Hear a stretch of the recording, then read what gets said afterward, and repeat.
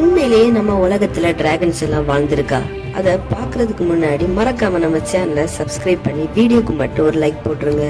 உங்களுக்கு சயின்ஸ் பிடிக்கும்னா அவங்க சயின்ஸ் மார்க்க கமெண்ட்ல சொல்லுங்க.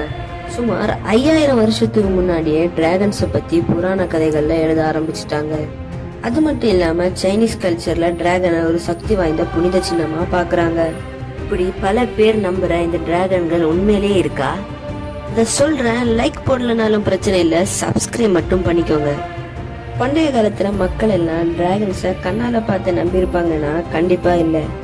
பண்டைய காலத்துல வாழ்ந்த மக்கள் எல்லாம் டைனோசர்ஸோட ஃபாசில்ஸ், அதாவது டைனோசர்ஸோட எலும்பு கூடுகளை பார்த்து டிராகன் ஒண்ணு வாழ்ந்துருக்கலான்னு ஒரு கதையை உருவாக்கி இருக்காங்க. எனக்கு என்னமோ டைனோசர்ஸ் அழியிற டைம்ல ஒரு சில டைனோசர்ஸ் தப்பிச்சிருக்கலான்னு தோணுது.